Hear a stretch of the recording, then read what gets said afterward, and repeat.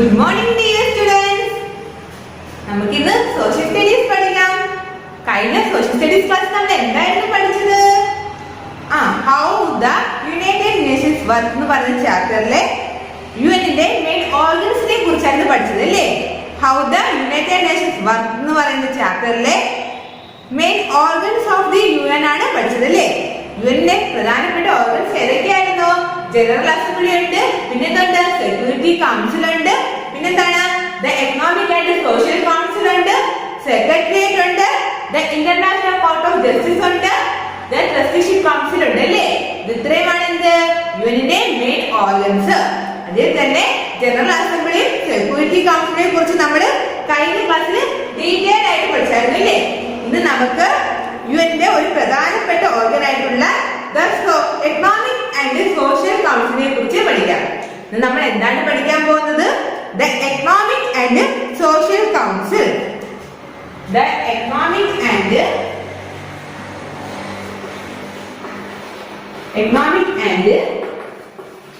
Social council.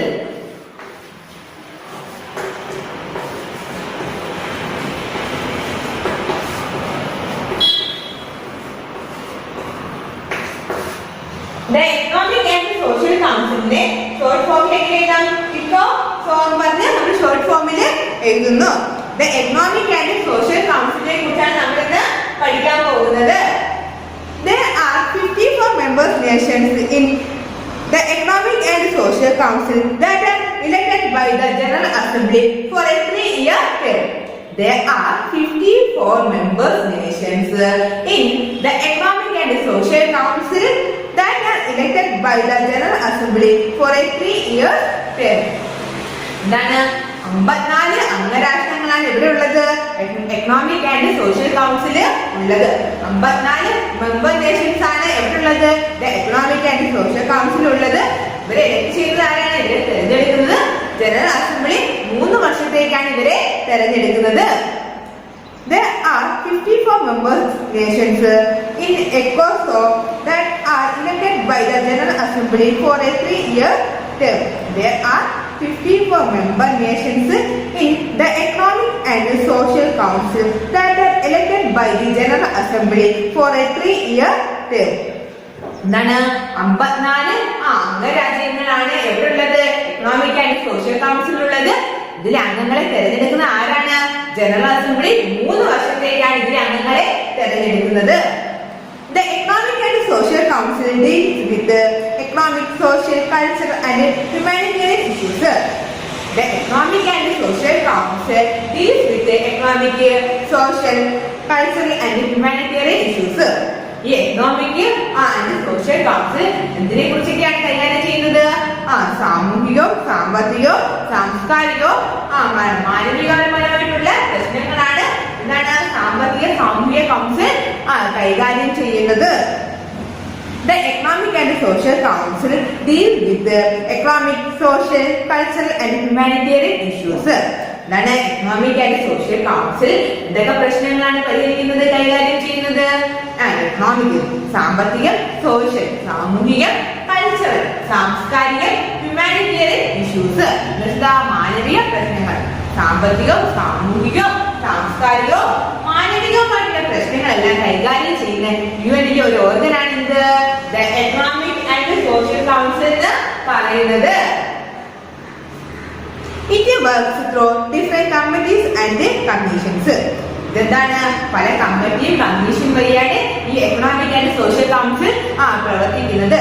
It works through different committees and commission. ഇത് work ചെയ്യുന്നത് എങ്ങനെയാണ്? പല കമ്മീഷന്റെയും അതുപോലെ കമ്മിറ്റിയുടെയും അടിസ്ഥാനത്തിലാണ് ഈ economic and social council work ചെയ്യുന്നത്, പ്രവർത്തിക്കുന്നത്. And these 2 regular sessions of ECOSOC are held each year, one at the UN headquarters in New York and the other in Geneva, Switzerland. At least 2 regular sessions of Economic and Social Council are held each year, one at the UN headquarters in New York and the other in Geneva, Switzerland. എന്താണ് economic and social കൗൺസിലിന്റെ 2 regular sessions ഒരു വർഷത്തിൽ നടക്കും. Economic and social കൗൺസിലിന്റെ ഒരു വർഷം ഒരു വർഷത്തിൽ എക്കണോമിക് ആൻഡ് സോഷ്യൽ കൗൺസിലിന്റെ സമ്മേളനം ഒരു വർഷത്തിൽ 2 തവണ നടക്കുന്നു. ഒന്നാമത്തെ മീറ്റിംഗ് എവിടെ വെച്ചായിരിക്കും നടക്കുക? യുഎന്റെ ഹെഡ്ക്വാർട്ടേഴ്സ് ആയിട്ടുള്ള ന്യൂയോർക്കിൽ വെച്ച് നടക്കുന്നു. രണ്ടാമത്തെ എവിടെ വെച്ചാണ് നടക്കുന്നത്? സ്വിറ്റ്സർലാൻഡിലെ ജനീവയിൽ വെച്ച്. അപ്പം എക്കണോമിക് ആൻഡ് സോഷ്യൽ കൗൺസിലിന്റെ മീറ്റിംഗ് സെക്ഷൻ 2 വട്ടം ഒരു വർഷത്തിൽ 2 വട്ടം നടക്കുന്നു. ഫസ്റ്റ് എവിടെയാണ് നടക്കുന്നത്? ന്യൂയോർക്ക്. എവിടെയാണ്? ന്യൂയോർക്ക്. എവിടെ വെച്ചാണ്? ന്യൂയോർക്കിൽ വെച്ചാണ് ഫസ്റ്റ് സെഷൻ നടക്കുന്നത്. അപ്പം യുഎന്റെ ഹെഡ്ക്വാർട്ടേഴ്സ് ആയിട്ടുള്ള ന്യൂയോർക്കിൽ വെച്ചാണ് എക്കണോമിക് ആൻഡ് സോഷ്യൽ കൗൺസിലിന്റെ ഒരു സെഷൻ നടക്കുന്നത്. രണ്ടാമത്തെ സെഷൻ എവിടെ വെച്ചാണ് നടക്കുന്നത്? And the other in Geneva, Switzerland. സ്വിറ്റ്സർലാൻഡിലെ ജനീവയിൽ വെച്ചാണ് രണ്ടാമത്തെ സെഷൻ നടക്കുന്നത്. എവിടെ വെച്ചാണ്? ജനീവ.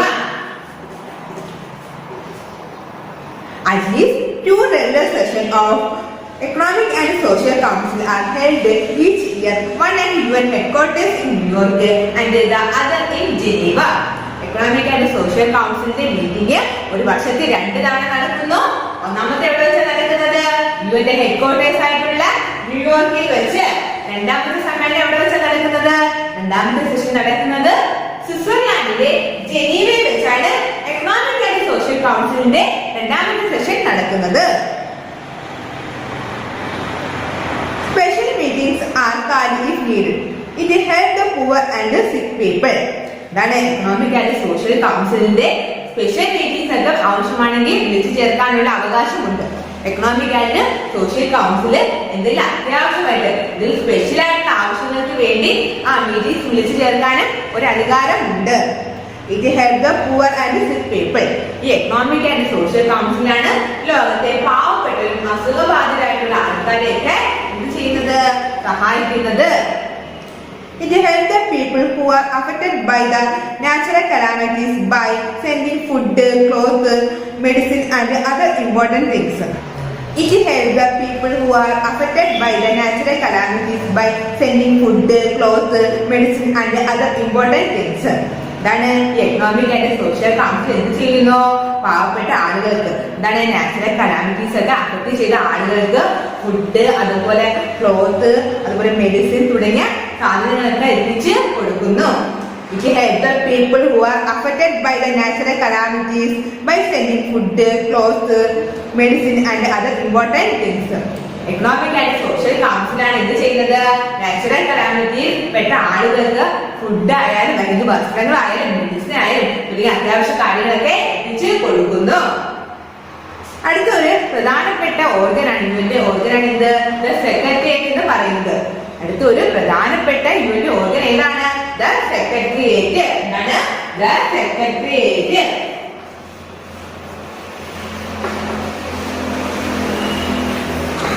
എന്താണ്? The secretariat. ദ സെക്രട്ടേറിയറ്റ് എന്താണ്? യുഎനിൽ ഒരു പ്രധാനപ്പെട്ട ഓർഗൻ ഉണ്ട് ദ സെക്രട്ടേറിയറ്റ് എന്ന് പറയുന്നത്. The Secretariat is the administrative wing of the UN. യുഎനിന്റെ ഒരു അഡ്മിനിസ്ട്രേറ്റീവ് വിങ് ആണ് എന്ന് പറയുക ദ സെക്രട്ടേറിയറ്റ് എന്ന് പറയുന്നത്. യുഎനിന്റെ അഡ്മിനിസ്ട്രേറ്റീവ് വിങ് എന്താ? ഭരണപരമായിട്ടുള്ള ഒരു വിഭാഗമാണ് എന്ത്? സെക്രട്ടേറിയറ്റ് എന്ന് പറയുന്നത്. The Secretariat is the administrative wing of the UN. യുഎനിന്റെ ഭരണപരമായിട്ടുള്ള ഒരു വിഭാഗമാണ് എന്ത്? ദ സെക്രട്ടേറിയറ്റ് എന്ന് പറയുന്നത്. It handles day-to-day activities of the UN nation. It handles the day-to-day activities of the United Nations. It handles the day-to-day activities of the United Nations. ഇത് ഐക്യരാഷ്ട്ര സംഘടനയുടെ ദൈനംദിന കാര്യങ്ങളൊക്കെ തന്നെ ചെയ്യുന്നു. The Secretariat is the administrative wing of the UN. ഐക്യരാഷ്ട്ര സഭയുടെ ഭരണപരമായിട്ടുള്ള ഒരു വിങ് ആണ് എന്ന് പറയുക ദ സെക്രട്ടേറിയറ്റ് എന്ന് പറയുന്നത്. It handles day-to-day activities of the United Nations. ഐക്യരാഷ്ട്ര സഭയുടെ ദൈനംദിന പ്രവർത്തനങ്ങളൊക്കെ ചെയ്യുന്നത് എന്താണ്? സെക്രട്ടേറിയറ്റ് ആണ്. It takes care of the UN programs and policies. ഇതെന്താണ്? യുഎനിന്റെ പ്രോഗ്രാം ആയാലും പോളിസി ഒക്കെ ആയാലും നടത്തുന്നു. This organ is headed by the Secretary General. This organ is headed by the Secretary General. ഈ ഓർഗൻ സെക്രട്ടേറിയറ്റിന്റെ ഹെഡ് എന്ന് പറയുന്ന ആരാണ്? യുഎനിന്റെ മെയിൻ ഓർഗൻ ആയിട്ടുള്ള സെക്രട്ടേറിയറ്റിന്റെ എന്താണ് ഹെഡ് എന്ന് പറയുന്ന ആരാണ്? Secretary general. ആരാണ്? Secretary general. This organ is headed by Secretary General. സെക്രട്ടേറിയറ്റിന്റെ ഹെഡ് എന്ന് പറയുന്ന ആരാണ്? സെക്രട്ടറി ജനറൽ ആണ്. He is nominated by the Security Council and appointed by the General Assembly for a 5-year term. അപ്പം secretary general ആണ് സെക്രട്ടേറിയറ്റിന്റെ head എന്ന് പറയുന്നത്. അദ്ദേഹത്തെ സെക്യൂരിറ്റി കൗൺസിലാണ് നോമിനേറ്റ് ചെയ്യുന്നത്. അദ്ദേഹത്തെ നാമനിർദ്ദേശം ചെയ്യുന്നത് ആരാണ്? യുഎന്നിന്റെ സെക്യൂരിറ്റി കൗൺസിലാണ്. എന്നാൽ അദ്ദേഹത്തെ അപ്പോയിന്റ് ചെയ്യുന്നത് ആരാണ്? 5 വർഷ കാലയളവിലേക്ക് ജനറൽ അസംബ്ലിയാണ് അദ്ദേഹത്തെ അപ്പോയിന്റ് ചെയ്യുന്നത്. ജനറൽ അസംബ്ലിയാണ് ആരെ അപ്പോയിന്റ് ചെയ്യുന്നത്? സെക്രട്ടറി ജനറലിനെ അപ്പോയിന്റ് ചെയ്യുന്നത്. This organ is headed by the Secretary General. He is nominated by the Security Council and appointed by the General Assembly for a 5-year term. അപ്പം secretary general ആണ് എന്താണ് സെക്രട്ടേറിയറ്റിന്റെ head എന്ന് പറയുന്നത്. അദ്ദേഹത്തെ appoint ചെയ്യുന്ന ആരാണ്? 5 വർഷ കാലയളവിലേക്ക് general അസംബ്ലിയാണ് secretary ജനറലിനെ appoint ചെയ്യുന്നത്. എന്നാൽ അദ്ദേഹത്തെ നാമനിർദ്ദേശം ചെയ്യുന്നത് നോമിനേറ്റ് ചെയ്യുന്ന ആരാണ്? അദ്ദേഹത്തെ നോമിനേറ്റ് ചെയ്യുന്നത് യുഎന്നിന്റെ security കൗൺസിലാണ്. The Secretary General is assisted by a number of other officers. The Secretary General is assisted by a number of other officers. ഇതാണ് സെക്രട്ടറി ജനറലിനെ സഹായിക്കാനായിട്ട് മറ്റ് അനവധി ഓഫീസേഴ്സ് ഉണ്ട്. The Secretary General is the most powerful official who take care of daily operation of the UN and has a major role to play in setting the organization's agenda in international security affairs. The Secretary General is the most powerful official who take care of the daily operation of the UN and has a major role to play in setting the organization's agenda in international security affairs. ഇതാണ് secretary general യുഎന്നിന്റെ official ആയിട്ടുള്ള കാര്യങ്ങളൊക്കെ ചെയ്യുന്നത്. വളരെ ദൈനംദിന പ്രവർത്തനങ്ങളൊക്കെ ചെയ്യുന്നത് വലിയൊരു പങ്ക് തന്നെ വഹിക്കുന്നുണ്ട്. The Secretary General is the most powerful official who take care of the daily operation of the UN. ഐക്യരാഷ്ട്രസഭയുടെ ദൈനംദിന പ്രവർത്തനങ്ങളൊക്കെ ചെയ്യുന്നതിൽ വലിയൊരു പങ്ക് തന്നെ വഹിക്കുന്ന ഏറ്റവും പവർഫുൾ ആയിട്ടുള്ള ഒഫീഷ്യലാണ് ആരെന്ന് പറയുക? സെക്രട്ടറി ജനറൽ എന്ന് പറയുന്നത്. അദ്ദേഹം എന്ത് ചെയ്യുന്നത്? It has a major role to play in setting the organization agenda in international security affairs. എന്താണ് ഇന്റർനാഷണൽ സെക്യൂരിറ്റി അഫയേഴ്സിലൊക്കെ തന്നെ ഐക്യരാഷ്ട്ര സംഘടനയുടെ അജണ്ടയൊക്കെ നിശ്ചയിക്കുന്നത് ആരാണ് വലിയ പങ്ക് വഹിക്കുന്നത്? ഈ സെക്രട്ടറി ജനറൽ ആണ്. The Secretary General is the most powerful official who take care of the daily operation of the UN and has a major role to play in setting the organization agenda in international security affairs. എന്താണ് യുഎന്നിന്റെ ദൈനംദിന പ്രവർത്തനങ്ങളൊക്കെ ചെയ്യുന്നതിൽ ഏറ്റവും powerful ആയിട്ടുള്ള ഒഫീഷ്യലാണ് ആരെന്ന് പറയുക? Secretary general എന്ന് പറയുന്നത്. അദ്ദേഹം എന്ത് ചെയ്യുന്നു? ഇന്റർനാഷണൽ സെക്യൂരിറ്റി അഫയേഴ്സിലൊക്കെ ഈ ഐക്യരാഷ്ട്ര സംഘടനയുടെ അജണ്ട നിശ്ചയിക്കുന്നതിൽ ഏറ്റവും വലിയ പങ്ക് വഹിക്കുന്ന ആരാണ്? സെക്രട്ടറി ജനറൽ ആണ്. Trygve of the Norway was the first Secretary General of the United Nations. ഐക്യരാഷ്ട്ര സഭയുടെ ആദ്യത്തെ ഒരു സെക്രട്ടറി ജനറൽ എന്ന് പറയുന്ന ആരാണ്? നോർവേക്കാരനായിട്ടുള്ള നോർവേ രാജ്യത്തിൽ നിന്ന് വന്നിട്ടുള്ള ട്രിഗ്വേലി ആണ്. ആരാണ്? Trygve Lie. Trygve of the Norway was the first Secretary General of the United Nations. The Trygve of the Norway was the first Secretary General of the United Nations. ഐക്യരാഷ്ട്ര സഭയുടെ ആദ്യത്തെ സെക്രട്ടറി ജനറൽ എന്ന് പറഞ്ഞ ആരാണ്? Trygve Lie. Trygve of Norway was the first Secretary General of the United Nations. ഐക്യരാഷ്ട്ര സഭയുടെ secretary general ആരാണ്? ഫസ്റ്റത്തെ ട്രിഗ്വേലി ആണ്. അദ്ദേഹം ഏത് രാജ്യത്തുള്ള ആളാണ്? അദ്ദേഹം നോർവേക്കാരനാണ് അല്ലേ? അദ്ദേഹം എവിടെയാണ്? നോർവേ. അദ്ദേഹം രാജ്യം ഏതാണ്? നോർവേ. നോർവേക്കാരനായിട്ടുള്ള ട്രിഗ്വേലിയാണ് യുണൈറ്റഡ് നേഷന്റെ first secretary general. This organ is headed by the Secretary General. He is nominated by the Security Council and appointed by the General Assembly for a 5-year term. ഇതാണ് സെക്രട്ടേറിയറ്റിന്റെ ഏറ്റവും പ്രധാനപ്പെട്ട head എന്ന് പറയുന്ന ആരാണ്? General സെക്രട്ടറിയാണ്. അദ്ദേഹത്തെ appoint ചെയ്യുന്നത് general അസംബ്ലിയാണ്. 5 വർഷത്തേക്ക് അദ്ദേഹത്തെ ജനറൽ അസംബ്ലി അപ്പോയിന്റ് ചെയ്തു. എന്നാൽ അദ്ദേഹത്തെ നാമനിർദ്ദേശം ചെയ്യുന്നത് ആരാണ്? Security കൗൺസിലാണ്. The Secretary General is assisted by a number of other officials. The Secretary General is assisted by a number of other officers. മറ്റ് അനവധി ഓഫീസേഴ്സ് അദ്ദേഹത്തെ സഹായിക്കാനായിട്ട് ഉണ്ട്. The Secretary General is the most powerful official who take care of the daily operation of UN and has a major role to play in setting the organization's agenda in international security affairs. എന്താണ് അദ്ദേഹമാണ് യുഎന്നിന്റെ ഐക്യരാഷ്ട്രസഭയുടെ ദൈനംദിന പ്രവർത്തനങ്ങൾക്ക് നോക്കുന്നത് ഏറ്റവും powerful ആയിട്ടുള്ള ഓഫീസറാണ് ആരെന്ന് പറയുക, ജനറൽ സെക്രട്ടറി എന്ന് പറയുന്നത് അദ്ദേഹമാണ്. ഇന്റർനാഷണൽ സെക്യൂരിറ്റി അഫയേഴ്സിലൊക്കെ തന്നെ ഐക്യരാഷ്ട്രസഭയുടെ അജണ്ടയൊക്കെ തന്നെ എന്താണ് നിശ്ചയിക്കുന്നത് വലിയ പങ്ക് വഹിക്കുന്നത്. നെക്സ്റ്റ് ഒരു യുഎന്നിന്റെ മെയിൻ ഓർഗനാണ് എന്ന് പറയാതെ ഇന്റർനാഷണൽ കോർട്ട് ഓഫ് ജസ്റ്റിസ്. ഐക്യരാഷ്ട്രസഭയുടെ മറ്റൊരു പ്രധാനപ്പെട്ട ഓർഗനാണ് എന്ത്, the international court of justice. എന്താണ് ദ ഇന്റർനാഷണൽ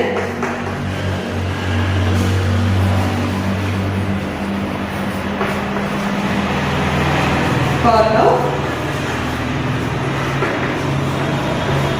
ജസ്റ്റിസ്. അന്താരാഷ്ട്ര നീതിന്യായ കോടതിയാണ് ഇതിന്റെ മറ്റൊരു പ്രധാനപ്പെട്ട organ. The International Court of Justice is the legal court of UN. ഐക്യരാഷ്ട്രസഭയുടെ ഒരു ലീഗൽ കോർട്ടാണ് ഇത് അന്താരാഷ്ട്ര നീതിന്യായ കോടതി. It is settle dispute between countries and advise the member countries on matters of international law. International ലോയുടെ കാര്യത്തിൽ അംഗരാജ്യങ്ങൾക്ക് ഉപദേശം നൽകുകയും അതുപോലെ തന്നെ രാജ്യങ്ങൾക്കിടയിൽ എന്തെങ്കിലും ഡിസ്പ്യൂട്ട് തർക്കങ്ങൾ ഉണ്ടാകുമ്പോൾ പരിഹരിക്കുകയും ചെയ്യുന്ന ആരാണ്, അന്താരാഷ്ട്ര നീതിന്യായ കോടതിയാണ്. The court consists of 15 judges. ഈ കോർട്ടിൽ എത്ര ജഡ്ജിമാരാണുള്ളത്? 15 ജഡ്ജസ് ആണ് ഉള്ളത്. But no two judges represent the same country. എന്നാൽ രണ്ട് ജഡ്ജിമാർ ഒരേ രാജ്യത്തെ തന്നെ പ്രതിനിധീകരിക്കുന്നില്ല. The judges are elected for a 9-year term by the General Assembly and the Security Council. Security കൗൺസിലും ജനറൽ അസംബ്ലിയും കൂടി ചേർന്ന് 9 വർഷ കാലയളവിലേക്കാണ് ഒരു ജഡ്ജിയെ തെരഞ്ഞെടുക്കുന്നത്. The judge can be re-elected for the next 9-year term. എന്നാൽ ഈ ജഡ്ജിക്ക് കാലാവധി കഴിയുമ്പോൾ അടുത്തൊരു 9 വർഷത്തേക്ക് കൂടി വീണ്ടും തെരഞ്ഞെടുക്കാനുള്ള ഒരു പ്രൊവിഷൻ അവിടെ നൽകിയിട്ടുണ്ട്. The International Court of Justice is the legal court of UN. ഐക്യരാഷ്ട്രസഭയുടെ ലീഗൽ കോർട്ട് എന്നറിയപ്പെടുന്നത് എന്താണ്? The International Court of Justice ആണ്. അന്താരാഷ്ട്ര നീതിന്യായ കോടതിയാണ് ഐക്യരാഷ്ട്രസഭയുടെ ലീഗൽ കോർട്ട് എന്ന് പറയുന്നത്. It is settle dispute between countries and advise member countries on matters of international law.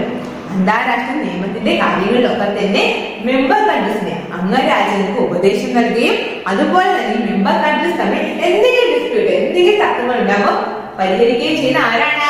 അന്താരാഷ്ട്ര നീതിന്യായ കോടതിയാണ്. The court consists of 15 judges, but not two judges represent the same countries.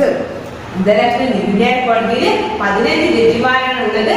എന്നാൽ 2 ജഡ്ജിമാർ ഒരേ രാജ്യത്തെ തന്നെ റെപ്രസെന്റ് ചെയ്യുന്നില്ല. The judges are elected for a 9-year term by the General Assembly and the Security Council. The judges can be re-elected for the next 9-year term. അപ്പം അന്താരാഷ്ട്ര നീതിന്യായ കോടതിയെ ജഡ്ജിയെ തെരഞ്ഞെടുക്കുന്നത് ആരൊക്കെയാണ്? ജനറൽ അസംബ്ലിയും സെക്യൂരിറ്റി കൗൺസിലും കൂടി ചേർന്ന് 9 വർഷത്തേക്കാണ് ജഡ്ജിയെ തെരഞ്ഞെടുക്കുന്നത്. അടുത്ത 9 വർഷത്തിന് ശേഷം വീണ്ടും ആ ജഡ്ജിയെ റീഇലക്ട് ചെയ്യാനുള്ള ഒരു പ്രൊവിഷൻ അവിടെ ഉണ്ട്. The President and the Vice President of the Court are elected for a 3-year term and it may be re-elected when the term expires. ഈ കോടതിയിലെ പ്രസിഡന്റിനെയും അതുപോലെ വൈസ് പ്രസിഡന്റിനെയും ഇലക്ട് ചെയ്തത് 3 വർഷ കാലയളവിലേക്കാണ്. കാലാവധി കഴിയുമ്പോൾ വീണ്ടും റീഇലക്ട് ചെയ്യാനുള്ള ഒരു പ്രൊവിഷൻ അവിടെ ഉണ്ട്. The permanent headquarters of the court is located at The Hague in Holland. അന്താരാഷ്ട്ര നീതിന്യായ കോടതിയുടെ ആസ്ഥാനം എവിടാണ്? ഹോളണ്ടിലെ ഹേഗാണ്. എന്താണ്? ഹോളണ്ടിലെ ഹേഗാണ് അന്താരാഷ്ട്ര നീതിന്യായ കോടതിയുടെ ആസ്ഥാനം എന്ന് പറയുന്നത്. എവിടാണ്? ഹേഗ്. അന്താരാഷ്ട്ര നീതിന്യായ കോടതിയുടെ ആസ്ഥാനം എവിടാണ്? ഹോളണ്ടിലെ ഹേഗാണ് അന്താരാഷ്ട്ര നീതിന്യായ കോടതിയുടെ ആസ്ഥാനം. It may hold its meeting elsewhere if necessary. ആവശ്യമെങ്കിൽ അതിന്റെ മീറ്റിംഗ് എവിടെ വെച്ച് നടത്താനും അവിടെ കഴിയും. ആവശ്യമെങ്കിൽ എവിടെ വെച്ച് വേണമെങ്കിൽ ആ മീറ്റിംഗ് നടത്താം. The President and Vice President of the Court are elected for a 3-year term and may be re-elected when the term expires. എന്താണ് പ്രസിഡന്റും അതുപോലെ വൈസ് പ്രസിഡന്റും. പ്രസിഡന്റും അതുപോലെ ഈ കോടതിയിലെ വൈസ് പ്രസിഡന്റ് ഇലക്ട് ചെയ്യുന്നത് 3 വർഷ കാലാവധിയിലേക്കാണ്. ഈ 3 വർഷ കാലാവധി കഴിയുമ്പോൾ വീണ്ടും റീ ഇലക്ട് ചെയ്യാനുള്ള ഒരു പ്രൊവിഷൻ അവിടെ ഉണ്ട്. The permanent headquarters of the court is located at the Hague in Holland. It may hold its meeting elsewhere if necessary. അപ്പം അന്താരാഷ്ട്ര നീതിന്യായ കോടതിയുടെ ഒരു ഹെഡ്ക്വാർട്ടേഴ്സ് എവിടെയാണ്? ഹോളണ്ടിലെ ഹേഗ് ആണ് അന്താരാഷ്ട്ര നീതിന്യായ കോടതിയുടെ ഹെഡ്ക്വാർട്ടേഴ്സ് എന്ന് പറയുന്നത്. ആവശ്യമെങ്കിൽ അതിന്റെ മീറ്റിംഗ് എവിടെ വെച്ച് വേണമെങ്കിലും നടത്താം. നെക്സ്റ്റ്, ഒരു പ്രധാനപ്പെട്ട ഇതിന്റെ മെയിൻ ഓർഗൻ ആണിത് ട്രസ്റ്റിഷിപ്പ് കൗൺസിൽ. എന്താണ് ട്രസ്റ്റിഷിപ്പ് കൗൺസിൽ? ട്രസ്റ്റിഷിപ്പ് കൗൺസിൽ ഇതിന്റെ ഒരു പ്രധാനപ്പെട്ട ഓർഗൻ ആണിത് trusteeship council. The trusteeship council was established to look after the trustee territories. Trustee ടെറിട്ടറീസിന്റെ ഒക്കെ തന്നെ സംരക്ഷണത്തിന് വേണ്ടിയാണ് ട്രസ്റ്റിഷിപ്പ് കൗൺസിൽ എസ്റ്റാബ്ലിഷ് ചെയ്തത്. The trusteeship council was established to look after the trustee territories. Trustee ടെറിട്ടറീസിന്റെ സംരക്ഷണത്തിന് വേണ്ടിയാണ് ട്രസ്റ്റിഷിപ്പ് കൗൺസിൽ സ്ഥാപിച്ചത്. Trustee territories were the region of the world that were not independent and were controlled by the independent nations that were UN members. Trustee territories were the region of the world that were not independent and were controlled by the independent nations that were UN members. ഐക്യരാഷ്ട്ര സഭയിലെ അംഗങ്ങളായിട്ടുള്ള independent nations control ചെയ്യുന്ന എന്താണ് independent അല്ലാത്ത ഭൂപ്രദേശങ്ങളാണ് എന്ന് പറയാം trust territories എന്ന് പറയുന്നത്. Trust territories were region of the world that were not independent and were controlled by the independent nations that were UN members. ഐക്യരാഷ്ട്ര സഭയിലെ അംഗമായിട്ടുള്ള സ്വതന്ത്ര രാജ്യങ്ങൾ കൺട്രോൾ ചെയ്യുന്ന സ്വാതന്ത്ര്യമില്ലാത്ത ഭൂപ്രദേശങ്ങളെ പറയുന്നത് എന്താണ് ട്രസ്റ്റി ടെറിട്ടറീസ് എന്ന് പറയുന്നു. The Trusteeship Council prepare the people of this region for self-government or independence. The Trusteeship Council prepare the people of this region for self-government or independence. എന്താണ് ട്രസ്റ്റിഷിപ്പ് കൗൺസിലാണ് ഈ ട്രസ്റ്റി ടെറിട്ടറീസിലെ ജനങ്ങളെ എന്തിനു വേണ്ടി പ്രിപ്പയർ ചെയ്യുന്നത്? ഇൻഡിപെൻഡൻസിനും അതുപോലെ self ഗവൺമെന്റിനും വേണ്ടി പ്രിപ്പയർ ചെയ്യുന്ന ഉത്തരവാദിത്വം ആർക്കാണ്? Trusteeship കൗൺസിലാണ്. The Trusteeship Council prepare the people of this region for self-government or independence. The Trusteeship Council prepare the people of this region for self-government or independence. അപ്പം ട്രസ്റ്റി ടെറിട്ടറീസിലെ ജനങ്ങളെ സ്വാതന്ത്ര്യത്തിനും അതുപോലെ സ്വന്തമായിട്ടൊരു ഗവൺമെന്റ് ഉണ്ടാക്കാൻ വേണ്ടി എന്താണ് കൂടുതൽ സപ്പോർട്ട് ചെയ്യുക, അവരെ അതിന് വേണ്ടി പ്രിപ്പയർ ചെയ്യിക്കുന്ന ആരാണ്? Trusteeship കൗൺസിലാണ്. Now all of them have become independent. The Trusteeship Council is not functioning anymore. Now all of them have become independent. The Trusteeship Council is not functioning anymore. ഇന്നെന്താണ് ലോകത്തെ എല്ലാ ഭൂപ്രദേശങ്ങളും എന്തായിരിക്കുന്നു? Independent ആയിരിക്കുന്നു. അതുകൊണ്ട് തന്നെ ഇപ്പൊ യുഎന്നിന്റെ trusteeship council പ്രവർത്തിക്കുന്നില്ല. The Trusteeship Council was established to look after the trustee territories. Trustee ടെറിട്ടറീസിന്റെ എന്താണ് സംരക്ഷിക്കാൻ വേണ്ടിയാണ് ഐക്യരാഷ്ട്ര സഭയുടെ ട്രസ്റ്റിഷിപ്പ് കൗൺസിൽ എന്ന് പറഞ്ഞ ഓർഗൻ വന്നത്. Trustee territories were the region of the world that were not independent and were controlled by the independent nations that were UN members. യുഎന്നിലെ അംഗമായിട്ടുള്ള ഇൻഡിപെൻഡന്റ് നേഷൻസ് കൺട്രോൾ ചെയ്യുന്ന സ്വാതന്ത്ര്യമൊന്നുമില്ലാത്ത ഭൂപ്രദേശമാണ് ഇത് ട്രസ്റ്റി ടെറിട്ടറീസ് എന്ന് പറയുന്നത്. The Trusteeship Council prepare the people of this region for self-government or independence. ഈ trusteeship കൗൺസിലാണ് ഈ ഭൂപ്രദേശങ്ങളിലെ ജനങ്ങളെ സെൽഫ് ഗവൺമെന്റിനും അതുപോലെ ഇൻഡിപെൻഡൻസിനും വേണ്ടി prepare ചെയ്യിപ്പിക്കുന്നത്. Now all of them have become independent. The Trusteeship Council is not functioning anymore. ഇതാണ് ഇന്ന് ലോകത്തെ എല്ലാ ഭൂപ്രദേശങ്ങളും ഇൻഡിപെൻഡന്റ് ആയിരിക്കുന്നു. അതുകൊണ്ട് തന്നെ ഇപ്പം യുഎന്നിന്റെ ട്രസ്റ്റിഷിപ്പ് കൗൺസിൽ പ്രവർത്തിക്കുന്നില്ല. ഇനി നമുക്ക് ഇന്ന് പഠിപ്പിച്ച ഈ എക്കണോമിക് ആൻഡ് സോഷ്യൽ കൗൺസിലും സെക്രട്ടേറിയറ്റും അതുപോലെ ഇന്റർനാഷണൽ കോർട്ട് ഓഫ് ജസ്റ്റിസും ട്രസ്റ്റിഷിപ്പ് കൗൺസിലിനെ കുറിച്ച് എല്ലാവർക്കും മനസ്സിലായോ? അല്ലെങ്കിൽ എന്തെങ്കിലും ഡൗട്ട് ഉണ്ടോ? അപ്പൊ നമുക്ക് ഈ ചാപ്റ്ററിലെ എക്സസൈസ് നോക്കാം. ഫസ്റ്റ് നമുക്ക് ഫില്ലിംഗ് ദ ബ്ലാങ്ക്സ് പഠിക്കാം. Fill in the blanks with the suitable word given below. First question നോക്കിക്കേ. The United Nations provide dash assistance to developing countries. The United Nations provide financial assistance to the developing countries. The United Nations provides financial assistance to the developing countries. Developing countries എന്താണ് നൽകുന്നത്? UNO financial assistance. Second question നോക്കിക്കേ. Each member of the Security Council has dash vote. Each member of the Security Council has one vote. Third question നോക്കിക്കേ. The dash member of the Security Council have the power of vetoes. The dash member of the Security Council have the power of veto. Veto അധികാരമുള്ള members ആരാണ്? Permanent members. The permanent member of the Security Council have the power of veto. Fourth question നോക്കിക്കേ. International Court of Justice അല്ലെങ്കിൽ ICJ consists of dash judges. എത്ര judges ആണുള്ളത് അവിടെ? 15 judges. The ICJ consists of 15 judges. Fifth question നോക്കിക്കേ.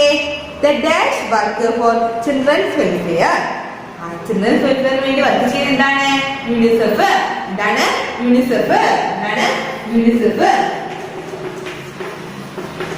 Children's വെൽഫെയറിന് വേണ്ടി work ചെയ്യുന്നത് എന്താണ്? UNICEF. ഇനി നമുക്ക് ട്രൂ ഓർ ഫാൾസ് പഠിക്കാം. Right true or false. First statement നോക്കിക്കേ. All the member countries of the United Nations belong to the General Assembly. എന്താണ്? എല്ലാ യൂണിയനിലെ എല്ലാ അംഗരാജ്യങ്ങളും ജനറൽ അസംബ്ലിയിൽ ഉൾപ്പെടുന്നു. ട്രൂ ഓർ ഫാൾസോ? ട്രൂ. സെക്കൻഡ് സ്റ്റേറ്റ്മെന്റ് നോക്കിക്കേ. The General Assembly meets a year. True or false? False. Third statement നോക്കിക്കേ. The Security Council has 10 permanent members.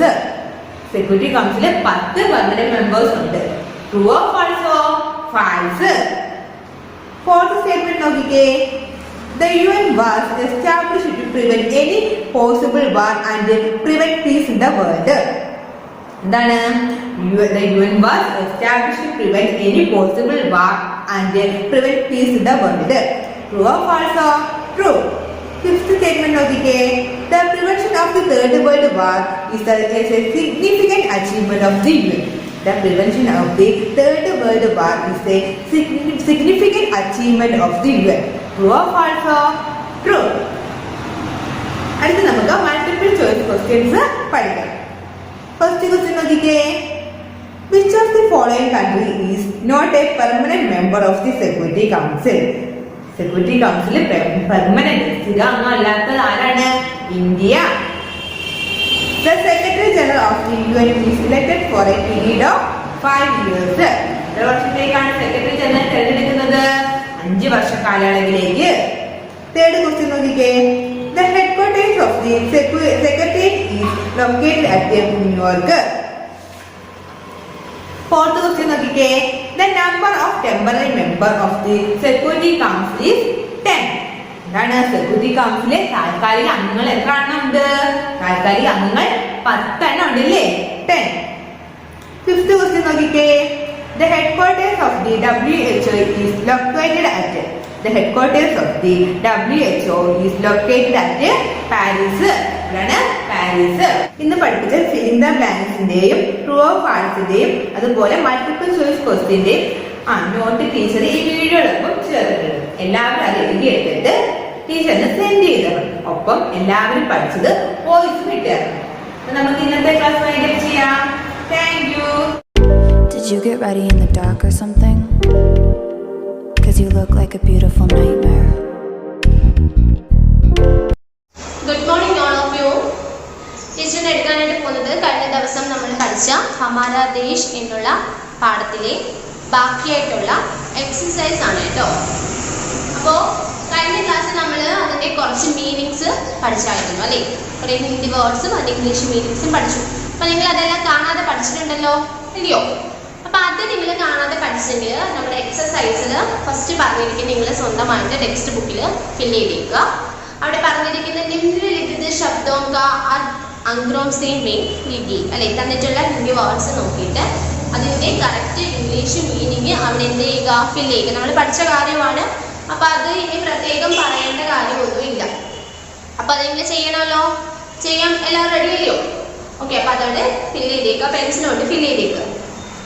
അടുത്തത് നോക്കി, ഇനി നിമ്നലിഖിത പ്രശ്നോं के उत्तर दीजिए.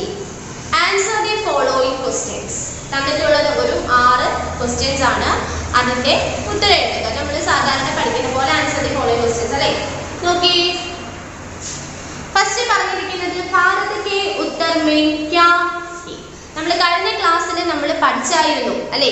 എന്താണ് പഠിച്ചത്? നമ്മുടെ ഭാരതം അല്ലെ, നമ്മുടെ ഭാരതത്തിന്റെ ഉത്തർ ദീജ്. ഉത്തർ ദീജ് എന്ന് പറഞ്ഞാൽ വടക്കു ഭാഗത്ത് എന്താണ് സ്ഥിതി ചെയ്യുന്നത് എന്നാണ് പഠിച്ചത് അല്ലെ. നോക്കി, ഇവിടെ ആൻസർ തരുന്നുണ്ട്. ഭാരത് കെ ഉത്തർ മേ ഊർജ ഹിമാലയ പർവ്വത കെ അല്ലെ. നമ്മുടെ ഭാരതത്തിന്റെ വടക്കു ഭാഗത്തായിട്ട് എന്താണ്, ഹിമാലയ പർവ്വതമാണ് സ്ഥിതി ചെയ്യുന്നത് അല്ലെ. ഹിമാലയ പർവ്വതമാണ് ഇവിടെ സ്ഥിതി ചെയ്യുന്നത്. നമ്മുടെ ഭാരതത്തിന്റെ വടക്കു ഭാഗത്ത് ഉത്തർ ദീജയിലാണ് പറഞ്ഞിരിക്കുന്നത്. വടക്കു ഭാഗത്ത് ഹിമാലയ പർവ്വതം സ്ഥിതി ചെയ്യുന്നു.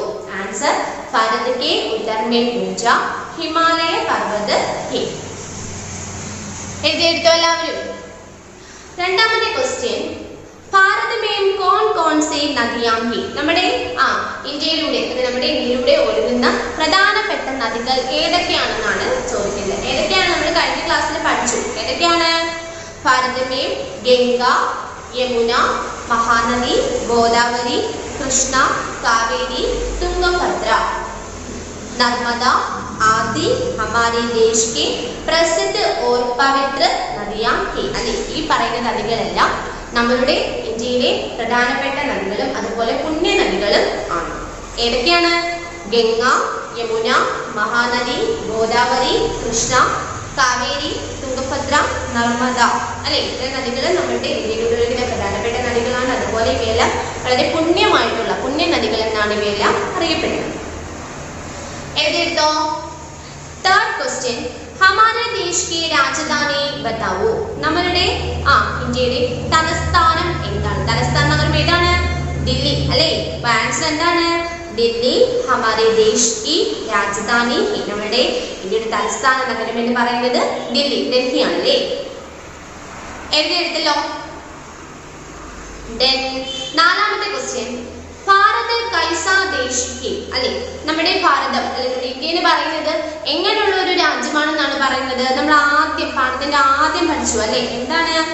പുരാണമായിട്ടുള്ള പഴയ അല്ലെ, വളരെ വിശാലമായിട്ടുള്ള ഒരു ഭാരതം അല്ലെ, ഒരു രാജ്യമാണ് നമ്മുടെ ഇന്ത്യ. അപ്പൊ ആൻസർ ഭാരത് പുരാണ ഓർ വിശാല ദേശ്. വളരെ പുരാണമായിട്ടുള്ള പഴയ വളരെ വിശാലമായിട്ടുള്ള ഒരു ദേശമാണ് നമ്മളുടെ നമ്മുടെ ഇന്ത്യ. അടുത്തത്, ഉത്തർ ഭാരത് കെ ലോഗോം ക്യാ ഖാത്തെ ഹൈ അല്ലെ. ഉത്തരേന്ത്യയിലുള്ള ആളുകൾ അവരുടെ ഭക്ഷണത്തിന് വേണ്ടി പൊതുവെ ഉപയോഗിക്കുന്നത് എന്താണെന്ന് നമ്മൾ പഠിച്ചു. ഗോതമ്പ്. ഓർമ്മയില്ലേ? എന്താണ് ആൻസർ നോക്കിയേ. ഉത്തർ ഭാരത് കെ ലോഗോം ഗോഹോം അധിക് ഖാത്തെ അല്ലെ. ഉത്തരേന്ത്യയിലുള്ള ആളുകൾ കൂടുതലും അവരുടെ ഭക്ഷണത്തിന് വേണ്ടി ഉപയോഗിക്കുന്നത് ഗോതമ്പാണ്. ഗോതമ്പ് അല്ലേ. ആറാമത്തെ ക്വസ്റ്റ്യൻ, ഹമാര ദേശ് കബ് ആസാദ് ഹുവ. നമ്മളുടെ ഇന്ത്യക്ക് സ്വാതന്ത്ര്യം കിട്ടിയത് ഏത് വർഷം ആണെന്നാണ് ചോദിക്കുന്നത് അല്ലെ. ഏത് വർഷമാണെന്നാണ് പറയുന്നത്. Answer okay. ഹമാര ദേശ് 15 ഓഗസ്റ്റ് 1947 के आसाद हुआ. 1947 ഓഗസ്റ്റ് 15-നാണ് നമ്മുടെ ഇന്ത്യക്ക് സ്വാതന്ത്ര്യം കിട്ടിയത്. ആസാദ് എന്ന് പറഞ്ഞാൽ സ്വാതന്ത്ര്യം അല്ലെ, ഇൻഡിപെൻഡൻസ് അല്ലെ, സ്വാതന്ത്ര്യം കിട്ടിയത്. हमारा देश 15 अगस्त सन 1947 को आसाद हुआ. 1947 ഓഗസ്റ്റ് 15-ന് നമ്മുടെ ഇന്ത്യക്ക് സ്വാതന്ത്ര്യം കിട്ടി. പാർ ക്വസ്റ്റ്യൻ ആണല്ലേ. അപ്പൊ ഒന്നുകൂടെ ടീച്ചർ ഒന്ന് വായിക്കാൻ, നിങ്ങൾ എഴുതിയിരിക്കുന്നത് ഒന്ന് നോക്കിയ ആൻസേഴ്സ്. फर्स्ट क्वेश्चन, भारत के उत्तर में क्या है. आंसर भारत के उत्तर में ऊंचा हिमालय पर्वत है. सेकंड क्वेश्चन, भारत में कौन कौन सी नदियां हैं. भारत में गंगा, यमुना, महानदी, गोदावरी, कृष्णा, कावेरी, तुंगभद्रा, नर्मदा आदि हमारा देश की प्रसिद्ध और पवित्र नदियां हैं. थर्ड क्वेश्चन हमारे देश की राजधानी बताओ. दिल्ली हमारे देश की राजधानी है. फोर्थ क्वेश्चन भारत कैसा देश है. आंसर भारत पुराना और विशाल देश है. फिफ्थ क्वेश्चन उत्तर भारत के लोग क्या खाते हैं. आंसर उत्तर भारत को लोग गेहूं अधिक खाते हैं. देन सिक्स्थ क्वेश्चन हमारा देश कब आजाद हुआ. आंसर हमारा देश 15 अगस्त 1947 को आजाद हुआ. എഴുതിയല്ലോ. കറക്റ്റ് ആണല്ലോ എല്ലാവരും എഴുതിയിരിക്കുന്നത്. ഇനി അടുത്തത് നമുക്ക് ചെയ്യാനുള്ളത് ഖാലി ജഗത് ഭരിയേ ഫിൽ ഇൻ ദ ബ്ലാങ്ക്സ്. അവിടെ ക്വസ്റ്റ്യൻ തന്നിട്ടുണ്ട്, അവിടെ വിട്ടുപോയ ഭാഗത്ത് നമ്മൾ ഫിൽ ചെയ്യാനാണ് പറഞ്ഞിരിക്കുന്നത്. ഫസ്റ്റ് ക്വസ്റ്റ്യൻ ഭാരത് കോ ഡാഷ് പി കഹത്തെ ഹൈ. നമ്മുടെ ഇന്ത്യയെ നമ്മൾ മറ്റൊരു പേരിൽ അറിയപ്പെടുന്നു എന്ന് പറഞ്ഞു അല്ലേ. എന്ത് പേരിലായിരുന്നു അറിയപ്പെട്ടത്? ഹിന്ദുസ്ഥാൻ അല്ലേ. ഹിന്ദുസ്ഥാൻ എന്ന പേരിലും നമ്മൾ എന്ത് ചെയ്യുന്നുണ്ട്? നമ്മുടെ ഇന്ത്യയെ ഹിന്ദുസ്ഥാൻ എന്ന പേരിൽ നമ്മൾ വിളിക്കുന്നുണ്ട്. Answer Hindustan. Second question Bharat की രാജധാനി ഡാഷ് है. നമ്മളിപ്പോൾ ക്വസ്റ്റ്യൻ ആൻസറിൽ പഠിച്ചു നമ്മുടെ ഇന്ത്യയുടെ തലസ്ഥാന നഗരം എന്ന് പറയുന്നത് ഏതാണ്? ഡൽഹി അല്ലേ. ആൻസർ എന്താണ്? ദില്ലി. ദില്ലി. മൂന്നാമത്തെ ക്വസ്റ്റ്യൻ ആന്ധ്രാപ്രദേശ് में ഡാഷ് बोली जाती है. ആന്ധ്രാപ്രദേശില് ആളുകൾ സംസാരിക്കുന്ന ഭാഷ എന്താണെന്നാണ് ചോദിക്കുന്നത്. എന്താണ്? തെലുങ്കു. തെലുങ്കു ഭാഷയാണ് ആന്ധ്രാപ്രദേശിലെ ആളുകൾ സംസാരിക്കുന്നത്. അപ്പൊ ആന്ധ്രാപ്രദേശ് में തെലുങ്കു बोली जाती है. അടുത്തത് ഭാരത് में कई के लोग रहते हैं. നമ്മുടെ ഭാരതത്തില് എന്ത് ഉണ്ടെന്നാണ് പറഞ്ഞത്? ഒരുപാട് ധർമ്മ. ആൻസർ ധർമ്മ, റിലീജിയൻ അല്ലെ. ഒരുപാട് മതത്തിലുള്ള ആളുകൾ എന്ത് ചെയ്യുന്നുണ്ട്? നമ്മളുടെ ഇന്ത്യയിൽ താമസിക്കുന്നുണ്ട്. ഭാരത് में कई धर्म के लोग रहते हैं. നമ്മുടെ ഇന്ത്യയിൽ പല മതത്തിലുള്ള ആളുകളാണ് താമസിക്കുന്നത്. അടുത്തത് ഭാരത का രാഷ്ട്രീയ പക്ഷി ഡാഷ് है. നമ്മുടെ ഇന്ത്യയുടെ ദേശീയ പക്ഷി എന്ന് പറയുന്നത് എന്താണ്? മോർ. മയിലാണ് അല്ലേ. Answer more.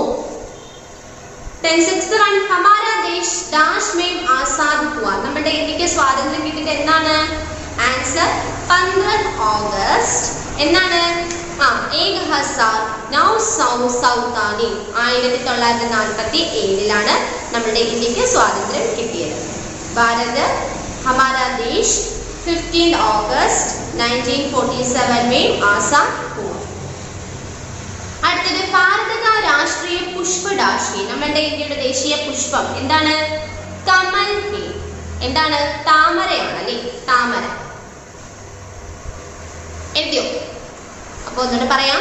ഭാരത് को हिंदुस्तान भी कहते हैं. सेकंड भारत की राजधानी दिल्ली है. थर्ड आंध्र प्रदेश में तेलुगु बोली जाती है. फोर्थ भारत में कई धर्म के लोग रहते हैं. फिफ्थ भारत का राष्ट्रीय पक्षी मोर है. हमारा देश 15 अगस्त 1947 में आजाद हुआ. देन भारत का राष्ट्रीय पुष्प कमल है. അടുത്തത് ഓപ്പോസിറ്റ് വേർഡ്സ് ആണ് കേട്ടോ. ഓപ്പോസിറ്റ് വേർഡ്സ് ഉൾटे अर्थ वाले शब्द लिखिए. Right the opposite words of the following. First Uttar. Uttar എന്ന് പറഞ്ഞാൽ ഉത്തരേന്ത്യ എന്നുള്ള രീതിയിൽ. അപ്പൊ അതിന്റെ ഓപ്പോസിറ്റ് എന്തായിരിക്കും? ദക്ഷിണേന്ത്യ അല്ലെ. അപ്പൊ ആൻസർ എന്താണ്? ദക്ഷിണം. ദക്ഷിണം. സെക്കൻഡ് പൂരം. അല്ലെന്നുണ്ടെങ്കിൽ നമുക്ക് എന്ത് ചെയ്യാം? പൂർവ്വം എന്നും പറയാം. അതായത് കിഴക്ക്. പൂരം അല്ലെങ്കിൽ പൂർവ്വം രണ്ടിന്റെ അർത്ഥം കിഴക്ക് എന്നുള്ളത് തന്നെയാണ് അല്ലേ. അപ്പൊ അതിന്റെ ഓപ്പോസിറ്റ് എന്താണ്? കിഴക്കിന്റെ ഓപ്പോസിറ്റ് പടിഞ്ഞാറ് അല്ലേ. അപ്പൊ ആൻസർ എന്താണ്? പശ്ചിമം. പടിഞ്ഞാറ്. പൂർവ്വ ഓർ പൂരം. ആൻസർ കിഴക്ക് എന്നുള്ളതിന്റെ ഒരു മീനിങ് ആണ്. അതിന്റെ ഓപ്പോസിറ്റ് പശ്ചിമം, പടിഞ്ഞാറ്. പിന്നെ പ്രസിദ്ധ. പ്രസിദ്ധ എന്ന് പറഞ്ഞാൽ അറിയാലേ, പ്രസിദ്ധമായിട്ടുള്ള, ഫേമസ് അല്ലെ. അപ്പൊ അതിന്റെ ഓപ്പോസിറ്റ് അപ്രസിദ്ധം അല്ലെ. അപ്പൊ ആൻസർ അപ്രസിദ്ധ, പ്രസിദ്ധമല്ലാത്തത്. അടുത്തത് ഏക്. ഏക് എന്ന് പറഞ്ഞാൽ ഒന്ന്. അപ്പൊ അതിന്റെ ഓപ്പോസിറ്റ് ഒന്നിൽ കൂടുതൽ അല്ലെ. അനേക്. അനേക്. ഏക്, അനേക്. ഫിഫ്ത്ത് ഊഞ്ച. ഊഞ്ച എന്ന് പറഞ്ഞാൽ എന്താണ്?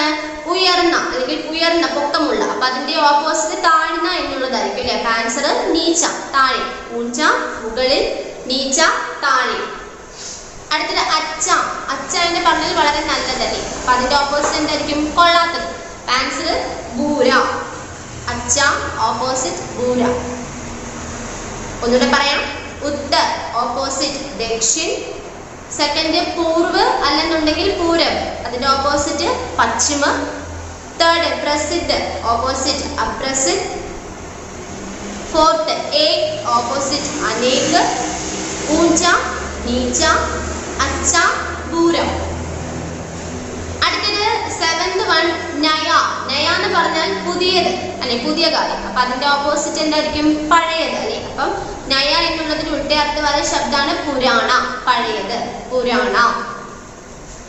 അടുത്തത് ആസാദ്. ആസാദ് എന്ന് പറഞ്ഞാൽ സ്വാതന്ത്ര്യം അല്ലെ, ഇൻഡിപെൻഡൻസ്. അതിന്റെ ഓപ്പോസിറ്റ് അസ്വാതന്ത്ര്യം, സ്വാതന്ത്ര്യമില്ലായ്മ. ആൻസർ ബന്ദേ. ഓപ്പോസിറ്റ് എന്താണ്? ആസാദിന്റെ ഓപ്പോസിറ്റ് ബന്ദേ. ബന്ധിതമായിട്ടുള്ള അല്ലെ, അടച്ചു പൂട്ടിട്ടേക്ക്, സ്വാതന്ത്ര്യമില്ലാത്ത, ബന്ദേ. പിന്നെ ബഡ. ബഡ എന്ന് പറഞ്ഞാൽ വലുത്. അപ്പൊ അതിന്റെ ഓപ്പോസിറ്റ് ചെറുത് അല്ലെ, എന്താണ്? ചോട്ട, ചോട്ട. പിന്നെ ദേശ്. ദേശ് എന്ന് പറഞ്ഞാൽ നമ്മുടെ ദേശം, നമ്മുടെ ദേശം. ദേശം എന്നുള്ളതിന്റെ ഓപ്പോസിറ്റ് എന്തായിരിക്കും? വിദേശം അല്ലെ. നമ്മുടെ ദേശത്ത് ഉത്പാദിപ്പിച്ചത് വിദേശ നിർമ്മിതമായിട്ടുള്ളത്. അപ്പം ദേശം എന്നുള്ളതിന്റെ ഓപ്പോസിറ്റ് വിദേശം. പിന്നെ പവിത്ര. പവിത്ര എന്ന് പറഞ്ഞാൽ പുണ്യമായിട്ടുള്ള, പവിത്രമായിട്ടുള്ള. അപ്പൊ അതിന്റെ ഓപ്പോസിറ്റ് എന്തായിരിക്കും? പുണ്യമല്ലാത്ത അല്ലെ, പവിത്രമല്ലാത്തത്. അപ്പൊ ആൻസർ അപവിത്ര. പവിത്ര എന്നുള്ളതിന്റെ ഓപ്പോസിറ്റ് അപവിത്ര. പിന്നെ അധിക്. അധിക് എന്ന് പറഞ്ഞാൽ എന്താണ്? കൂടുതൽ, അധികമായിട്ടുള്ളത്. അപ്പൊ അതിന്റെ ഓപ്പോസിറ്റ് കൂടുതൽ അല്ലാത്ത അല്ലെങ്കിൽ കുറവ് അല്ലെ. അപ്പൊ ആൻസർ എന്താണ്? കം, കുറഞ്ഞത്, കുറവ്. നയ എന്നുള്ളതിന്റെ ഓപ്പോസിറ്റ് പുരാണ. ആസാദ് ബന്ദേ. ബഡ ചോട്ട. ദേശ് വിദേശ്. പവിത്ര അപവിത്ര. അധിക് കം. എഴുതിയോ? അടുത്തത് ഇനി പറയുന്നത് വാക്യമേ പ്രയോഗ കീജിയെ. Write in your own sentences. നിങ്ങളുടെ സ്വന്തമായിട്ടുള്ള സെന്റൻസിൽ എന്താണ് പറഞ്ഞിരിക്കുന്നത്? അപ്പൊ ഞാൻ തന്നെ ഇവിടെ കാണിക്കാം സെന്റൻസ്, നിങ്ങൾ അത് നോക്കി എഴുതുക കേട്ടോ. പറഞ്ഞിരിക്കുന്നത് നേത. നേത എന്ന് പറഞ്ഞാൽ ലീഡർ, നേതാവ് അല്ലെ. അപ്പൊ നോക്കി എന്റെ ആൻസർ എന്താ ഇവിടെ കാണിക്കുന്നത്? മഹാത്മാഗാന്ധി ഏക് മഹാൻ നേതാക്കി അല്ലെ. അതായത് മഹാത്മാഗാന്ധി നമ്മുടെ എല്ലാം ഒരു പ്രധാനപ്പെട്ട നേതാവായിരുന്നു അല്ലെ. നമ്മുടെ ഇന്ത്യക്ക് സ്വാതന്ത്ര്യം കിട്ടാൻ വേണ്ടിയിട്ട് ഒരുപാട് പോരാടിയ ഒരു നേതാവായിരുന്നു ആര്? മഹാത്മാഗാന്ധി. അപ്പൊ ആൻസർ മഹാത്മാഗാന്ധി ഏക് മഹാൻ നേതാ थे. മഹാത്മാഗാന്ധി ഒരു പ്രധാനപ്പെട്ട ഒരു പ്രസിദ്ധമായിട്ടുള്ള ഒരു നേതാവ്, ഒരു ലീഡർ ആയിരുന്നു. രണ്ടാമത്തേത് ആസാദ്. ആസാദ് എന്ന് പറഞ്ഞാൽ സ്വാതന്ത്ര്യം അല്ലെ. എന്നാണ് നമ്മുടെ ഇന്ത്യക്ക് സ്വാതന്ത്ര്യം കിട്ടിയത്? 1947 ഓഗസ്റ്റ് 15 അല്ലെ. അപ്പൊ നോക്കിയേ, ഹമാരാ ദേശ് 15 अगस्त सन 1947 के आजाद हुआ. നമ്മുടെ ഇന്ത്യക്ക് 1947 ഓഗസ്റ്റ് 15 സ്വാതന്ത്ര്യം കിട്ടി. എഴുതിയോ? മൂന്നാമത്തേത് ഖാൻ പാൻ. അതായത് എന്താണ്? ഭക്ഷണ സാധനം അല്ലെ, ഭക്ഷണം അല്ലെ. അതായത് കഴിക്കുന്ന ആഹാരം, കുടിക്കുന്ന വെള്ളമെല്ലാം. ഖാൻ പാൻ എന്ന് പറഞ്ഞാൽ കഴിക്കുന്നതും കുടിക്കുന്നത്, ഭക്ഷണം. ബഡേ ഘർ കാ ഖാൻ പാൻ കാ ഖയാൽ രഖത്തെ ഹി അല്ലെ. വലിയ വലിയ വീടുകളിൽ എന്താണ്? ഒരുപാട് കഴിക്കാൻ, ഒരുപാട് വിഭവസമൃദ്ധമായ ആഹാരങ്ങളൊക്കെ ഉണ്ടായിരിക്കും, കഴിക്കാനും കുടിക്കാനും ഒക്കെ ഉണ്ടായിരിക്കും. ഖാൻ പാൻ. അടുത്തത് ശാസൻ, ഭരണം അല്ലെ. ശാസൻ എന്ന് പറഞ്ഞാൽ ഭരണം നടത്തുക എന്നുള്ളതാണ് പറയുന്നത്. നോക്കിയേ, सन 1947 അല്ലെ 1947 अंग्रेजी भारत में शासन करते थे. നമ്മുടെ ഇന്ത്യക്ക് 1947 വരെ നമ്മുടെ ഇന്ത്യയുടെ ഭരണം എന്ന് പറയുന്നത് എന്താണ്? ഒരു സ്വാതന്ത്ര്യമില്ലാത്തത്, ബ്രിട്ടീഷുകാരുടെ അധീനതയിലായിരുന്നു. 1947 ഓഗസ്റ്റ് 15 നമ്മുടെ ഇന്ത്യക്ക് സ്വാതന്ത്ര്യം കിട്ടിയത്. ഇവിടെ പറയുന്നത് ശാസൻ എന്ന് പറഞ്ഞാൽ ഭരണം അല്ലെ. അതായത് നമ്മുടെ ഇന്ത്യക്ക് 1947 വരെ ഉള്ള ഭരണം എന്തായിരുന്നു? ഒരു സ്വാതന്ത്ര്യമില്ലാത്ത ഒരു ഭരണം, ബ്രിട്ടീഷുകാരുടെ ഭരണം ആയിരുന്നു എന്നാണ് പറയുന്നത്. രാഷ്ട്രീയ അല്ലെ, നമ്മുടെ രാജ്യത്തിന്റെ എന്താണ്? ഹിന്ദി ഹമാര രാഷ്ട്രീയ ഭാഷ. നമ്മുടെ ഇന്ത്യയുടെ രാഷ്ട്രീയ ഭാഷ എന്ന് പറയുന്നത് ഹിന്ദിയാണ് അല്ലെ. നമ്മുടെ ഇന്ത്യയുടെ രാഷ്ട്രീയ ഭാഷ എന്താണ്? ഹിന്ദി. ഹിന്ദി ഹമാര രാഷ്ട്രീയ ഭാഷ. നമ്മുടെ ഇന്ത്യയുടെ രാഷ്ട്രീയ ഭാഷ എന്ന് പറയുന്നത് എന്താണ്? ഹിന്ദിയാണ്. നമ്മളുടെ മാതൃഭാഷ എന്താണ്? നമ്മളുടെ മാതൃഭാഷ മലയാളം അല്ലെ, നമ്മളുടെ മാതൃഭാഷ എന്ന് പറയുന്നത് മലയാളവും നമ്മളുടെ രാഷ്ട്രീയ ഭാഷ എന്ന് പറയുന്നത് ഹിന്ദിയും ആണ്. എഴുതിയെടുത്തല്ലോ. അടുത്തത് ലിംഗ് ബദലിയെ അല്ലെ, അതായത് എന്താണ് ജെൻഡർ ഫോം ഏതാണെന്ന് പറയുന്നത്. ആദ്യം പറഞ്ഞിരിക്കുന്ന മോർ എന്ന് പറഞ്ഞാൽ ആൺമയിൽ എന്ന് പറയാം അല്ലെ, മയിൽ ആൺമയിൽ, അതിന്റെ ജെൻഡർ ഫോം പെൺമയിൽ അല്ലെ, മോർമി എന്ന് പറഞ്ഞാൽ പെൺമയിൽ. മോർ എന്ന് പറഞ്ഞാൽ ആൺമയിലും മോർമി എന്ന് പറഞ്ഞാൽ പെൺമയിൽ. അടുത്തത് ആത്മി എന്ന് പറഞ്ഞാൽ മനുഷ്യർ, അതല്ലെന്നുണ്ടെങ്കിൽ എന്താണ് എന്താണ് പുരുഷ വിഭാഗം, പുരുഷൻ അല്ലെ. അപ്പൊ അതിന്റെ ഓപ്പോസിറ്റ് സ്ത്രീ അല്ലെ, അതായത് ഔട്ട്, സ്ത്രീ. ആത്മി എന്നുള്ളതിന്റെ ജെൻഡർ ഫോം ഔട്ട്, ആത്മി പുരുഷൻ, ഔട്ട് സ്ത്രീ. അതിന് പറയണ്ടല്ലോ. അടുത്തത് വചൻ ബദലേ, ചേഞ്ച് ദ നൗൺ അല്ലെ, നൗൺ ഫോം എഴുതാനാണ് പറഞ്ഞിരിക്കുന്നത്. ആദ്യം പറയുന്നത് പശു എന്ന് പറഞ്ഞാൽ കോമൺ നമുക്ക് മൃഗം എന്നുള്ള രീതിയിൽ പറയാം. അതല്ല, പശു എന്ന് പറഞ്ഞാൽ നമുക്കറിയില്ല, പശു അല്ലെ. പശു എന്നുള്ളതിന്റെ നൗൺ ഫോം എന്താണ്? പശു എന്നുള്ളതിന് നമുക്ക് നൗൺ ഫോം എന്താണെന്ന് അറിയാമോ? ബൈൽ എന്ന് പറഞ്ഞാൽ കാള, കാള. പശു എന്നതിന്റെ നൗൺ ഫോം കാള, ബൈൽ. രണ്ടാമത്തേത് നദി എന്ന് പറഞ്ഞാൽ ഒരു നദി, അതിനെ നദിയാം, ഒന്നിൽ കൂടുതൽ നദികൾ. നദി എന്നുള്ളതിന്റെ നൗൺ ഫോം നദിയാം എന്ന് പറഞ്ഞാൽ നദികൾ. അടുത്തത് ദേശ് എന്ന് പറഞ്ഞാൽ ദേശം, രാജ്യം അല്ലെ. നമ്മളുടെ ഒരു രാജ്യം മാത്രമാണോ ഉള്ള? അല്ല, ഒന്നിൽ കൂടുതൽ രാജ്യങ്ങൾ. അപ്പൊ ദേശ് എന്ന് പറഞ്ഞാൽ ദേശവും രാജ്യങ്ങൾ. അടുത്തത് ഭാഷ. നമ്മളുടെ കേരളത്തിൽ നമ്മൾ മലയാളം സംസാരിക്കുന്നത്, ഇപ്പോൾ നമ്മുടെ ഇന്ത്യയിൽ ഒരുപാട് സംസ്ഥാനങ്ങളുണ്ട്, അവിടെ എല്ലാം ഒരുപാട് ഭാഷകൾ സംസാരിക്കുന്നുണ്ട് അല്ലെ. ഹിന്ദി, പഞ്ചാബി, മറാഠി, അത് തെലുങ്ക്, കന്നഡ, തമിഴ്, ഒരുപാട് ഭാഷകളുണ്ട് അല്ലെ. അപ്പൊ എന്താ ഭാഷ എന്ന് പറഞ്ഞാൽ ഭാഷായേ, ഭാഷകൾ, ഭാഷകൾ. ഇനിയുള്ളത് എന്താണ്? ഹാം യാ നഹീം മേം ഉത്തർ ദീജിയെ. തന്നിരിക്കുന്ന സെന്റൻസസ് വായിച്ചു നോക്കിയിട്ട് എന്ത് ചെയ്യാനാണ്? എസ് ഓർ നോ ക്വസ്റ്റ്യൻ, ശരിയാണോ തെറ്റാണോ എന്നുള്ളതാണ്. ശരിയാണെന്നുണ്ടെങ്കിൽ എസ് എന്നുള്ളതാണെങ്കിൽ ഹാം എന്നും, തെറ്റാണെന്നുണ്ടെങ്കിൽ നഹീം എന്നും എഴുതണം അല്ലേ. എസ് എന്നാണെങ്കിൽ എന്താണ്? ഹാം എന്നും, നോ എന്നുമാണെങ്കിൽ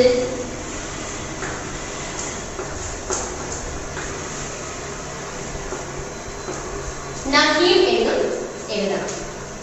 ഫസ്റ്റ് ക്വസ്റ്റ്യൻ, ഭാരത് കാ രാഷ്ട്രീയ പശു ബാഘ്. നമ്മളുടെ ഭാരതത്തിൽ, നമ്മുടെ രാജ്യത്തിന്റെ ദേശീയ മൃഗം എന്ന് പറയുന്നത് കടുവയാണ്. ശരിയല്ലയോ? കടുവയാണ്, നമ്മൾ പഠിച്ചു കഴിഞ്ഞ ക്ലാസ്സിലല്ലേ. അപ്പൊ അവിടെ പറഞ്ഞിരിക്കുന്നത് ശരിയാണ്. അപ്പൊ എന്താണ് ആൻസർ? ഹാം എന്ന് എഴുതുക, Ham. Second question, Bharat may കയി ധർമ്മ കെ ലോഗ് രഹത്തെ ഹൈ. നമ്മുടെ എന്താണ് ഇന്ത്യയിൽ പല മതങ്ങളിലുള്ള ആളുകൾ താമസിക്കുന്നുണ്ട്. ശരിയാണല്ലേ? പല മതങ്ങളിലുള്ള ആളുകൾ നമ്മുടെ ഇന്ത്യയിൽ താമസിക്കുന്നുണ്ട്. അപ്പൊ അത് ശരിയാണ്, എസ് എന്നാണ്. അപ്പൊ ആൻസർ ഹാം. തേർഡ് ക്വസ്റ്റ്യൻ, ഭാരത് സൺ 1947 में ആസാദ് ഹുവ. നമ്മുടെ ഇന്ത്യക്ക് 1947 ഓഗസ്റ്റ് 15-നാണ് സ്വാതന്ത്ര്യം കിട്ടിയതെന്ന് നമ്മൾ പഠിച്ചു. അപ്പൊ അതിവിടെ ശരിയാണ് പറഞ്ഞിരിക്കുന്നത് അല്ലേ? എസ് അല്ലെ, ശരിയാണ്. അപ്പൊ ആൻസർ ഹാം. ഫോർത്ത് ക്വസ്റ്റ്യൻ, ഭാരതീയ രാജധാനി ഗുജറാത്തിൽ. നമ്മുടെ ഇന്ത്യയുടെ തലസ്ഥാന നഗരം ഗുജറാത്ത് ആണെന്ന്. ശരിയാണോ? ശരിയല്ല, തെറ്റാണല്ലേ. നമ്മുടെ ഇന്ത്യയുടെ ദേശീയ തലസ്ഥാന നഗരം എന്ന് പറയുന്നത് ദില്ലി ആണല്ലേ. ഇവിടെ പറഞ്ഞത് എന്താണ്? ഗുജറാത്ത് ആണെന്ന്. അപ്പൊ തെറ്റാണ് അല്ലെ. നോ, എന്താണ്? നഹീം എന്ന് എഴുതുക, നഹീം. ലാസ്റ്റ് ക്വസ്റ്റ്യൻ, ഭാരത് കോ ദ്വീപ് ഭി കഹത്തെ ഹൈ. നമ്മുടെ ഇന്ത്യയെ ദ്വീപ് എന്ന് വിളിക്കുന്നു. ശരിയാണോ? അല്ല, നമ്മുടെ ഇന്ത്യയെ നമ്മൾ എന്ത് പറഞ്ഞു? നമ്മുടെ ഇന്ത്യയുടെ മറ്റൊരു പേരാണ് ഹിന്ദുസ്ഥാൻ എന്ന് പറഞ്ഞു അല്ലേ. അപ്പൊ ഇവിടെ പറഞ്ഞ ദ്വീപ് എന്നാണ്. നമ്മൾ പഠിച്ചു നമ്മുടെ ഇന്ത്യയുടെ കിഴക്കും പടിഞ്ഞാറും തെക്കും കടലുകളാണ്. അതുകൊണ്ട് ഉപദ്വീപ് എന്ന് നമ്മൾ പറയാറുണ്ടെന്ന് പറഞ്ഞു, കടലുകളിൽ ചേർത്തല്ലേ. പക്ഷെ ദ്വീപ് എന്ന് നമ്മുടെ ഇന്ത്യയെ വിളിക്കുമോ? ഇല്ല, നമ്മുടെ ഇന്ത്യയെ നമ്മൾ അറിയപ്പെടുന്ന മറ്റൊരു പേര് ഹിന്ദുസ്ഥാൻ എന്നാണ്. അപ്പൊ ആൻസർ തെറ്റാണ്. അപ്പൊ ആൻസർ എന്ത് ചെയ്യുക? നഹീം. എഴുതിയോ? ഒന്നുകൂടെ പറയാം. भारत का राष्ट्रीय पशु बाघ है, आंसर हाँ. सेकंड, भारत में कई धर्म के लोग रहते हैं, आंसर हाँ. थर्ड, भारत सन 1947 में आजाद हुआ, आंसर हाँ. फोर्थ, भारत की राजधानी गुजरात है, आंसर नहीं। फिफ्थ, भारत को द्वीप भी कहते हैं, आंसर नहीं। ഓക്കെ, ഇത്രയായപ്പോൾ നമ്മുടെ ആ ചാപ്റ്ററിലെ എക്സസൈസ് ഒക്കെ കംപ്ലീറ്റ് ആയിട്ടുണ്ട്. പിന്നെ നിങ്ങളുടെ ഡ്യൂട്ടി എന്ന് പറയുന്നത് ഇത് ഓരോന്നും നന്നായിട്ട് പഠിക്കുക എന്നുള്ളതാണ്. അപ്പോൾ ഇത് ആദ്യം നമ്മൾ ടെക്സ്റ്റ് ബുക്കിൽ ഇതെല്ലാം കണ്ട് ഫില്ല് ചെയ്തിട്ട് എന്ത് ചെയ്യുക, ഈ ക്വസ്റ്റ്യൻ ആൻസേഴ്സ് നോട്ട്ബുക്കിനകത്തോട്ട് എഴുതിയെടുക്കുക. ഉൾട്ടെ അർത്ഥവാല ശബ്ദമൊക്കെ നിങ്ങൾ എന്ത് ചെയ്യുക, നിങ്ങൾ നോട്ട്ബുക്കിനകത്തോട്ട് എഴുതിയെടുക്കുക. എന്നിട്ട് കോപ്പിറൈറ്റ് ബുക്കിനകത്തോട്ട് ഇതെല്ലാം 3 times വെച്ച് കമ്പൽസറി എഴുതി പഠിക്കാൻ തന്നെ വേണം കേട്ടോ. ഇതിന്റെ കൂടെ പറഞ്ഞു പോകുന്നത് അവസാനം ടീച്ചർ വീഡിയോയ്ക്കകത്ത് പറഞ്ഞില്ല, അല്ലെങ്കിൽ വീഡിയോ പറഞ്ഞ് കേട്ടില്ല, ടീച്ചറിന്റെ ഒരു കാര്യം കോപ്പിറൈറ്റിന്റെ കാര്യം പറഞ്ഞിട്ടേ ഇല്ല എന്നൊന്നും പറയരുത്. എല്ലാ ക്ലാസ്സിലും റിപ്പീറ്റ് ചെയ്ത് പറയാനുള്ള കാരണം നിങ്ങൾക്ക് ഇത് എഴുതി പഠിച്ച സ്പെല്ലിംഗ് മിസ്റ്റേക്ക് വരുത്താതിരിക്കാനാണ്.